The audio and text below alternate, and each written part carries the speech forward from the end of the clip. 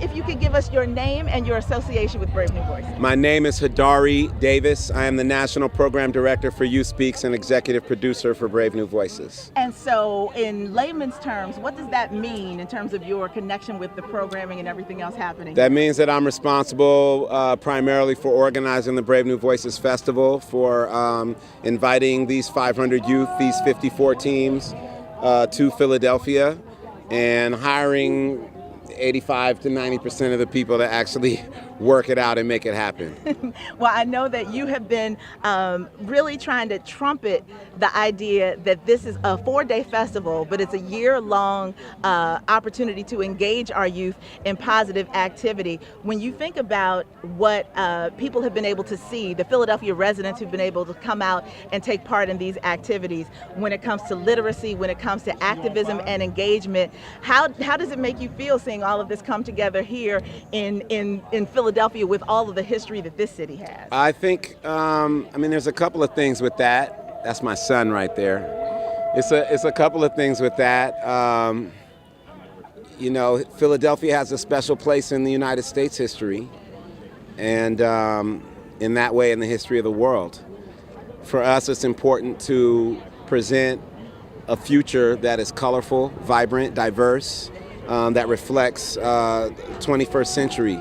And so I guess what I'm most proud of is being able to see all of these young people who may not otherwise see their place in the United States Constitution. And then here they are actually sharing their stories in the birthplace of the United States Constitution. I think that's a very powerful thing. I think for the Philadelphia community, it's important to understand that these youth go to workshops all year. They go through many projects and many different developmental opportunities before they wind up on that stage. And for every 6 to 8 kids who are on that stage, there's thousands of kids at home in each one of these cities who didn't get a chance to be here.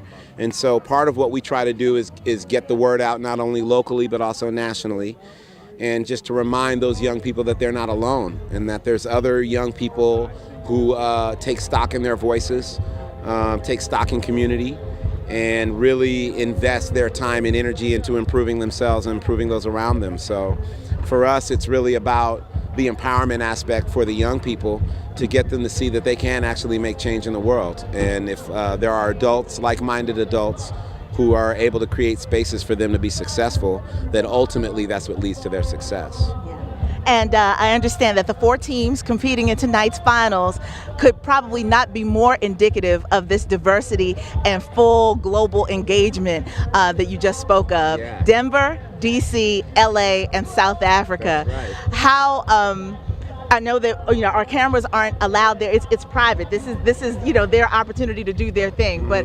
what do you hope the nation will see as they see that kind of representation tonight for the final title? Just that young people are literate all over the world, that literacy is important to youth, that youth are still writing, that their stories are significant and important. The diversity of the stories and perspectives are reflective of the diversity that exists in young people. Oftentimes, youth and teenagers are lumped into specific ideas or opinions or stereotyped into who they are or who they claim to be. And it's nice to actually hear it from the young people themselves. At Youth Speaks, we say the next generation can speak for itself. And that's what we're trying to facilitate.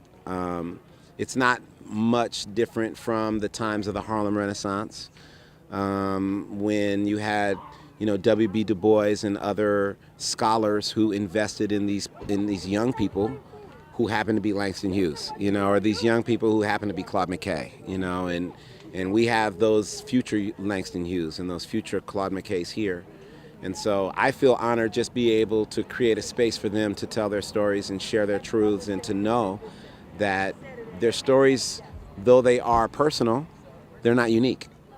And their resonance is that there's other young people who are living those experiences as well. And so they find themselves in the words of others, which to me is just a really powerful experience.